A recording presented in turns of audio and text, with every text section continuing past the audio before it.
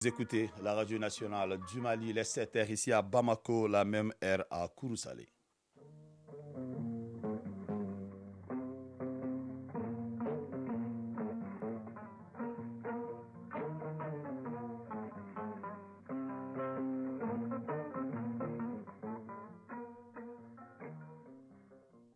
Le journal Fousséni Tunkara. Bienvenue dans cette édition, la première de Mali Actualité, les titres. Après la remise au président de la transition, le colonel Assimi Goïta du projet de la nouvelle constitution de la République du Mali, l'heure est à la vulgarisation du texte. Pour mener à bien cette phase, un comité est mis en place. Ce comité a tenu hier sa toute première session. Nous en parlerons au début de ce journal. 20e Assemblée générale des régulateurs des télécommunications de l'Afrique de l'Ouest. La rencontre est abritée par Bamako. Les participants font la revue des réalisations de l'année écoulée et réfléchissent sur comment relever les défis actuels. Et en fin de journal, l'actualité sportive sera développée par Isaac Tchenou. Nous sommes heureux de vous compter parmi nous. Bienvenue dans ce journal. La première session d'appropriation du projet de constitution par les comités de pilotage stratégique de vulgarisation de la nouvelle constitution. La cérémoniale placée sous la haute présidence du Premier ministre chef de gouvernement. La séance a mis pour objectif, bien sûr, les membres du comité de pilotage afin de les amener à mieux bien sûr, cerner les documents pour assurer la vulgarisation. Allô, Céline Touré. Le comité de pilotage de vulgarisation de la Constitution est composé de tous les membres du gouvernement et de certains services centraux. Il a pour rôle de faciliter la compréhension de cette Constitution afin d'en faciliter la vulgarisation auprès des citoyens. Il se réunit pour la première fois pour donner suite aux instructions du chef de l'État demandant une large diffusion du projet de texte. Ibrahim Ikassa Maïga, ministre de la Refondation de l'État et des Relations avec les institutions. Ce comité comprend 2 organes, une commission d'orientation stratégique et une cellule de coordination. L'objectif recherché à travers la présente session d'appropriation est de permettre aux membres du comité de pilotage d'appréhender le contenu et l'esprit du projet de constitution et d'aider à la conception des éléments de langage et des supports documentaires de la stratégie de vulgarisation. L'exposé des experts sur les innovations majeures contenues dans le projet de constitution a permis aux uns et aux autres de mieux s'approprier le texte et de peaufiner les arguments en direction de chaque groupe social en vue de son adoption. Dr Shogel Kokala Maïga, Premier ministre. Je vous encourage tous à vous approprier ce texte-là.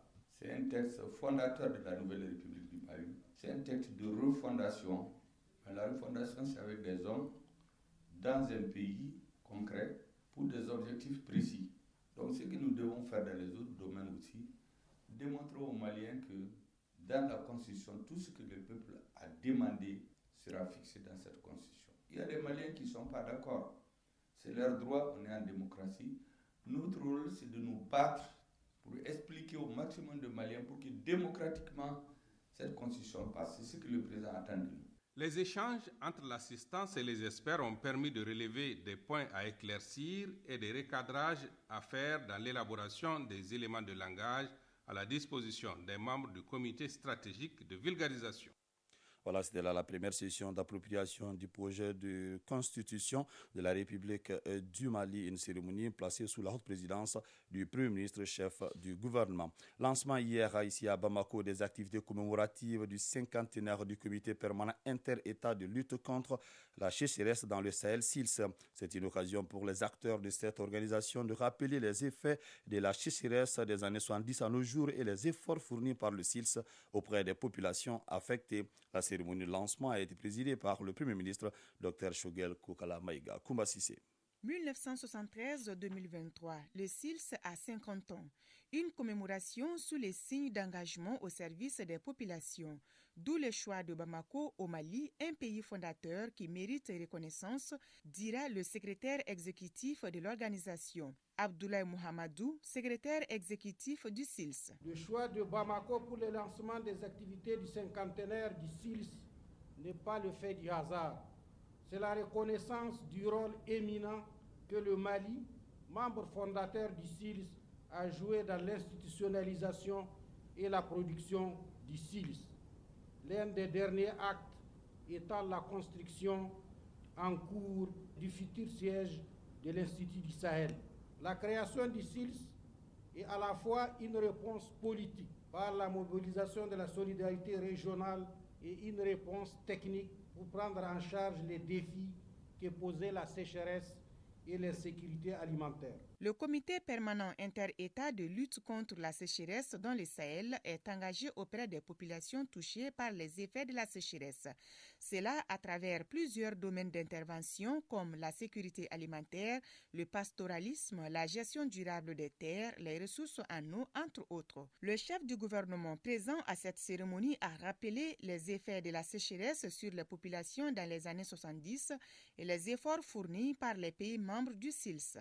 Dr Shogel Kokalamaïga, Premier ministre. C'est d'abord un état d'esprit, le SILS, de solidarité pour faire face à un destin commun avant d'être une organisation. Il y a donc 50 ans, les pères fondateurs de notre organisation jetaient les bases d'une coopération inédite entre les peuples sahéliens et dans un souci de solidarité agissante afin de lutter contre les grandes sécheresses. Je dirais des effets du changement climatique, comme on le dit aujourd'hui, qui ont rattrapé la région sahélienne dans les années 70, entraînant de nombreuses pertes en vies humaines et décimant plusieurs populations. Le SILS, malgré de nombreuses difficultés tant organisationnelles qu'institutionnelles, a toujours fortement appuyé ses États membres et les partenaires dans les actions de développement au profit des populations du Sahel et de l'Afrique de l'Ouest par la mise en place des mécanismes, instruments et outils qui aujourd'hui permettent de mieux comprendre et faire face efficacement aux défis du développement durable dans la région. Aujourd'hui, le comité permanent inter-État de lutte contre la sécheresse dans le Sahel compte 13 pays membres.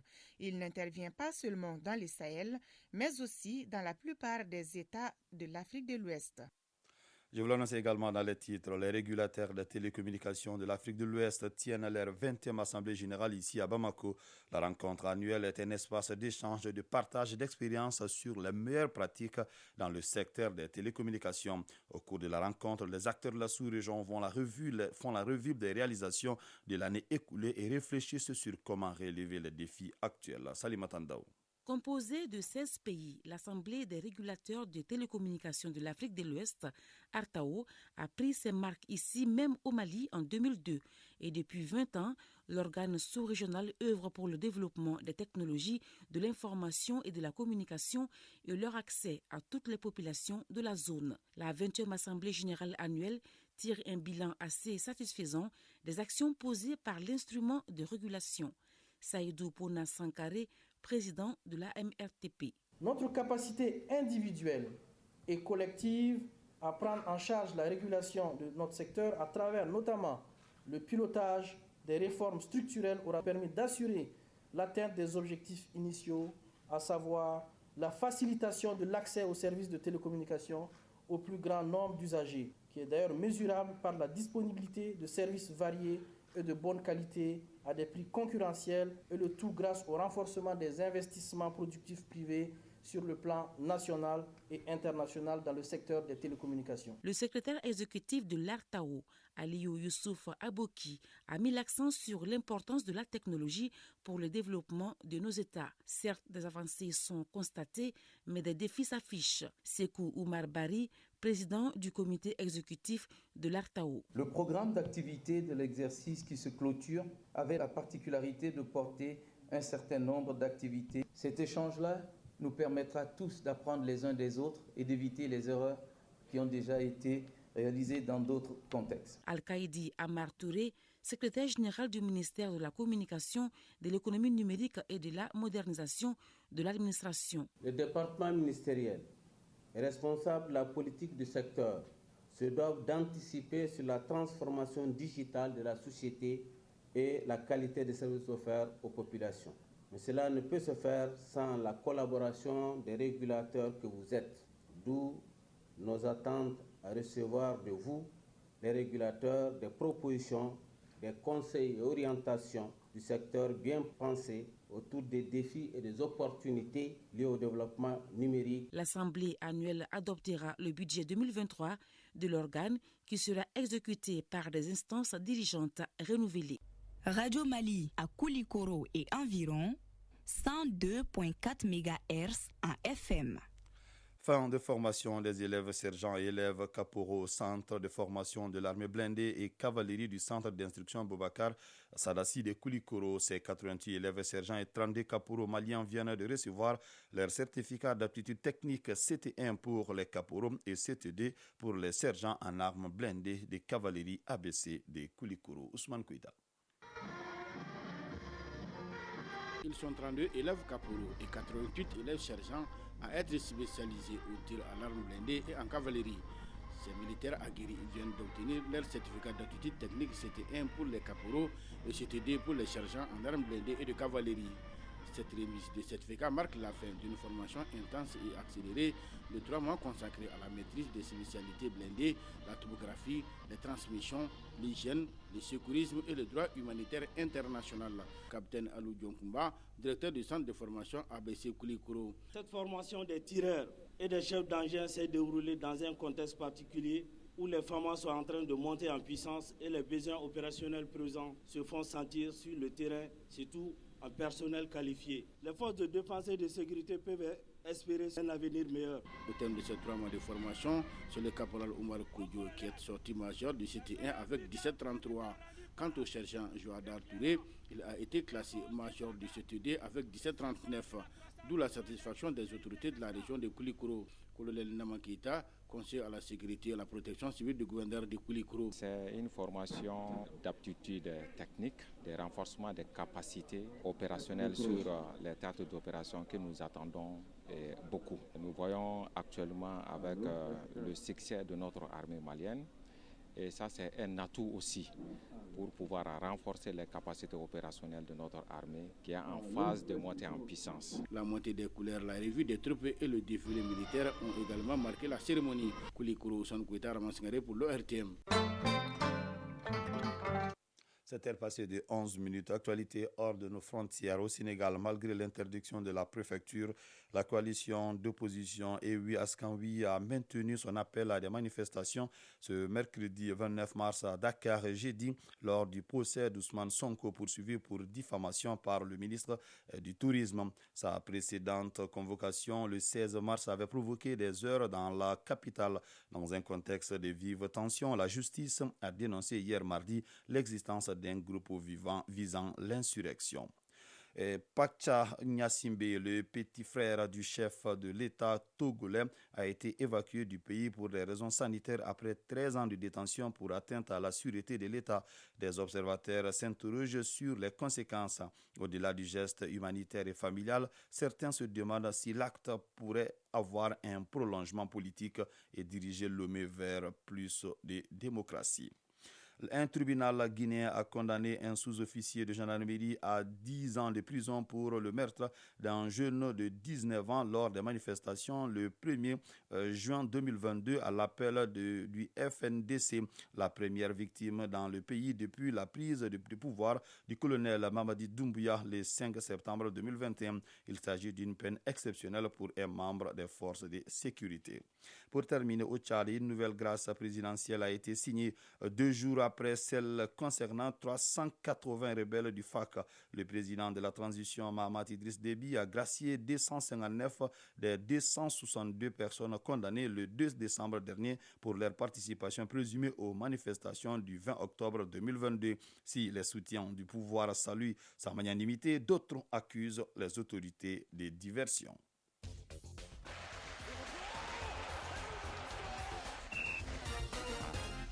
À présent, la page sport développée ici par Isaac Tchenou. Canada de moins de 23 ans, après son revers du match aller 3-1, le Mali surclasse le Sénégal et se qualifie pour la phase finale au Maroc. Le Mali l'a emporté au retour par 3-0. Le résumé de la rencontre avec Salif Diakité. Le Mali vole la vedette au Sénégal et se qualifie à la phase finale de la Coupe d'Afrique des Nations des moins de 23 ans. Après leur revers 3-1 à l'aller, les Aigles Espoirs ont complètement inversé la tendance au retour en l'emportant par 3-0. La première mi-temps est à oublier pour les Aigles Olympiques qui ont confondu vitesse et précipitation. En seconde période, Les protégés du sélectionneur Alou Badra Diallo déroulent et marquent 3 buts en l'espace de 13 minutes. D'abord, Hamidou Diallo débloque la situation de la tête à la 60e minute. Peu de temps après, Kamori Doumbia corse l'addition à la 68e minute. Le Mali refait son retard sur l'ensemble des 2 rencontres. À la 73e minute, Mamadou Sankaré sécurise la victoire et la qualification du Mali en crucifiant le portier sénégalais. Le Mali s'impose par 3-0 et se qualifie. Alou Badra Diallo, sélectionneur des Aigles Espoirs. J'ai jamais douté de cette équipe parce que je vous avais dit au départ qu'on n'avait pas fait assez d'entraînement ensemble. Mais là, on a les 4 jours, 5 jours qu'on a fait. Je pense qu'aujourd'hui, les jeunes ont montré qu'ils savent. Je savais qu'on pouvait quand même réussir quelque chose. Ils ont eu confiance en eux, ils ont mis 3 buts. Je pense que je félicite le peuple malien. La CAN des moins de 23 ans, c'est du 24 juin au 8 juillet 2023 au Maroc. Cette CAN des moins de 23 ans est qualificative pour les Jeux Olympiques Paris 2024. Parlons de l'équipe senior. Les Aigles du Mali en déplacement à Casablanca au Maroc, au compte de la 4e journée des éliminatoires de la CAN en Côte d'Ivoire, ont été battus par la Gambie 1-0. Les Aigles restent toujours leaders de leur groupe et n'ont besoin que d'un point pour valider leur billet pour la CAN en Côte d'Ivoire. Retour sur ce match des Aigles avec nos envoyés spéciaux à Casablanca, Radio Matina et Omar Traoré. Ne disposant pas de terrain homologué, la Gambie reçoit le Mali au complexe sportif Mohamed V de Casablanca. Pour ces matchs comptant pour la 4e journée dans le groupe G, le sélectionneur des Aigles, Eric Sekouchel, a procédé à 8 changements par rapport à l'équipe qui avait démarré le vendredi dernier à Bamako contre la Gambie. Dès l'entame de la partie, les Aigles vont avoir la possession du jeu. Les ailiers Moussa Doumbia et Moussa Djenepo et l'attaquant Sekou Koïta vont buter sur le bloc défensif gambien. Ainsi, il n'y aura pas de réelle occasion de but de part et d'autre. 0-0 à la mi-temps. En deuxième période, les entrées d'Adama Traoré Malouda et Alou Dieng vont faire du bien à l'équipe. À la 63e minute, les Aigles vont avoir leur première véritable occasion de but par l'entremise d'Alou Dieng. Alors qu'on croyait les Aigles totalement libérés à aller chercher la victoire, c'est plutôt les Scorpions de la Gambie qui vont ouvrir le score à la 79e minute. Le capitaine gambien, à la suite d'un corner, reprend le cœur de la tête au premier poteau qui va se loger dans le but d'Ismaël Diarra Diawara. Ce but inattendu des Gambiens sanctionne finalement la partie. Les Aigles s'inclinent 1-0. Eric Sekouchel, sélectionneur des Aigles du Mali. Un match où la Gambie est venue avec un bloc très très défensif. Voilà, où ils attendaient de nous contrer. Ils attendaient aussi notre erreur. On n'a pas été très performants au niveau de l'utilisation du ballon pour mettre hors de position ce bloc. Malgré la défaite, les Aigles restent leaders du groupe G avec 9 points à 3 longueurs de la Gambie et du Congo. Lors de la 5e journée, le 12 juin prochain, le Mali se déplacera au Congo pour affronter les Diables Rouges du Congo. Casablanca, Radio Matina, Oumar Traoré pour l'URTM. Sont déjà qualifiés pour la CAN en Côte d'Ivoire le Maroc, l'Algérie, l'Afrique du Sud, le Sénégal, le Burkina Faso, en plus de la Côte d'Ivoire, pays hôte. L'environnement est un déterminant majeur de la santé humaine à travers différents facteurs, la qualité des lieux, de l'air, de l'eau, du sol, etc.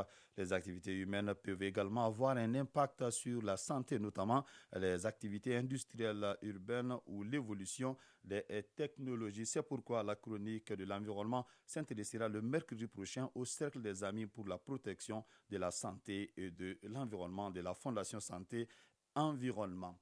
7h passées de 18 minutes, c'est donc la fin de cette édition qui vous a été présentée par Fousseini Tunkara. Alou Koulibaly a assuré la connexion technique. La mise en ligne est assurée par Tamsir Diabaté, une édition coordonnée par Bourama Traoré. Merci pour votre fidélité. Bonne journée à vous. Que le bon Dieu nous assiste.